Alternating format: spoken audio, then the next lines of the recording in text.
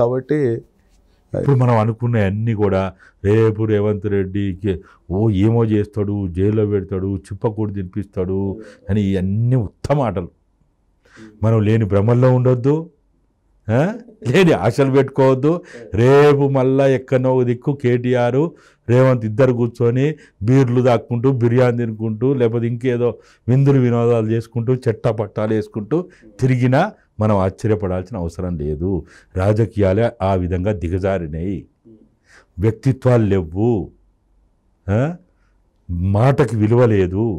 కాబట్టి మనం లాంటి వాళ్ళం కూడా లేని భ్రమలు పెట్టుకొని లేని ఆశలు పెట్టుకొని మనకి భ్రమలేమంటారు, మనకు వాళ్ళు వెళ్దామన్నా కానీ మనకు వచ్చే నష్టం లేదు. కాకపోతే ఏంటంటే సమాజాన్ని ఎంతకంత మనం కొంచెం ఆలోచింపు చేసేలా కొంచెం ఏదన్నా మనకు తెలిసింది పంచుతాం తప్పితే రాజకీయాలు ఎలా ఉంటాయని చెప్పి మనకన్నా పబ్లిక్ బాగానే తెలుసు.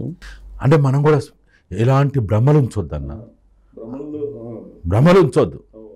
ఎప్పటికప్పుడు మనకు తెలిసిన దాన్ని మన భ్రమల్లో ఏదైతే కొంత నడుస్తుంటుందో దాన్ని పటాపంచాలు చేసుకుంటూ పోవాల్సిందే.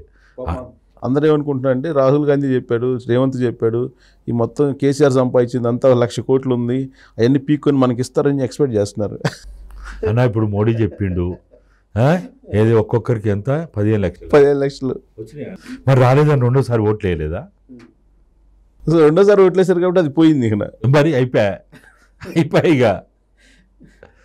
కాబట్టి ఇటువంటి అన్నీ కూడా అప్పుడు ఏదో చెప్తారన్న. అప్పుడు వాళ్ళు కళాకారులు వీళ్ళు తక్కువ వీళ్ళు బ్రహ్మాండంగా మళ్ళీ అందమైన భాషలో అందమైన మాటల్లో అందమైనటువంటి లాంగ్వేజ్లో బ్రహ్మాండంగా చెప్తారు. అది పెద్ద విశేషం కాదు వీళ్ళకి. కాబట్టి మనం సమాజం అనేది ఒక పరిణామ క్రమంలో మార్పు చెందుకుంటూ పోవాలి. కాబట్టి ఆ మార్పు చేసేటువంటి క్రమంలో మనం ఇటువంటి వాళ్ళందరినీ ఒక్కొక్క మెట్టెక్కుకుంటూ ఇప్పుడు ఎంత లేదన్నా ఒక నిరంకుశ పాలన, ఒక నియంతృత్వ పాలన, ఒక కుటుంబ పాలన ఎంతో కొంత చెక్ పెట్టిండు అనేది అర్థమైంది కదా. అదే సంబరాలు చేసుకుంటున్నారు. నాకు విచిత్రంగా ఉంది, ఇందాక వేరే వాళ్ళు చెప్తున్నారు అన్న, సచివాలయంలో ఉద్యోగులు ఇంతకుముందు వాట్సాప్ కాల్లో మాట్లాడుకునే వాళ్ళంట, ఫేస్ టైంలో ఇప్పుడు డైరెక్ట్గా మామూలు నార్మల్ కాల్ మాట్లాడుకుంటున్నారు. ఏంటంటే ట్యాపింగ్లో ఉన్నాయని చెప్పేసి. సో ఇప్పుడు ఆ ప్రభాకర్ రావు ఎవరు, ఆయన రిజైన్ చేసిన తర్వాత అందరూ ప్రశాంతంగా ఉన్నామని, అది అచీవ్మెంటేనా? అంటే ఇటువంటి అన్నీ కూడా చిన్న అన్న. ఇప్పుడు మనమే పెద్ద వాళ్ళు ఏదో తీసుకొచ్చి ఉన్నత శిఖరాలకు ఎక్కియాలి, మాకు బీర్లు బిర్యానీలు కావాలి, మాకు గండపెండి ఎరాలు దొడగాలి, మాకు శాలువాలు కప్పాలి, మన కిరీటాలు కావాలని ప్రజలు ఇప్పుడు అనుకోరు. అసలు చాలా చిన్న కోరికలు ఉంటాయి వాళ్ళకి.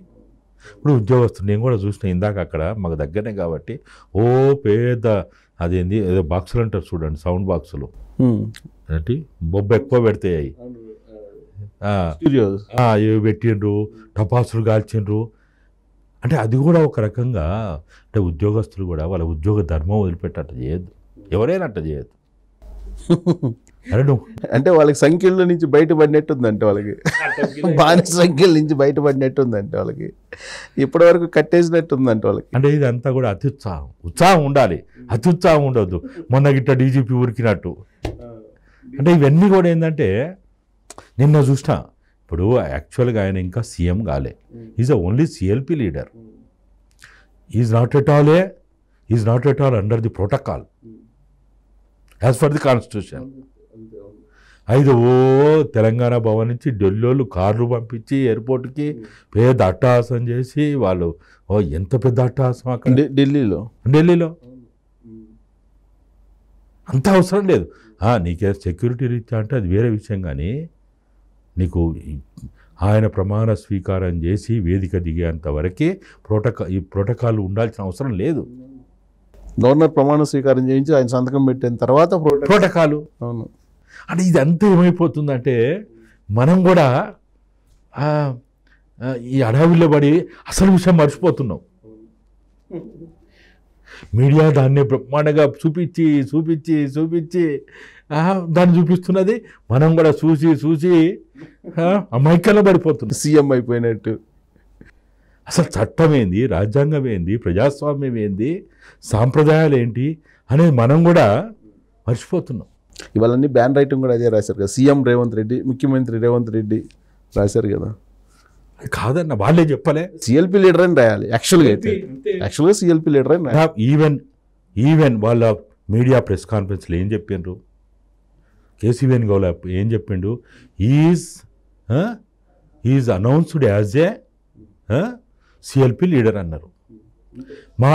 మామూలుగా ఏంటంటే సిఎల్పి లీడరే, అది కూడా పార్టీ నిర్ణయించింది. దాన్ని తీసుకెళ్ళి మళ్ళీ అసెంబ్లీ కార్యదర్శికి ఇవ్వాలి, ఇవ్వాలా గవర్నర్ గారికి ఇవ్వాలా, గవర్నర్కి ఇవ్వాలి. ఫస్ట్ పంపించారు, రాత్రి పంపించారు చిండు అని. ఇదంతా కూడా ఏంటంటే ఆయన ప్రమాణ స్వీకారం అయ్యేంత వరకు యాజ్ పర్ ది రూల్ అయితే అంతే.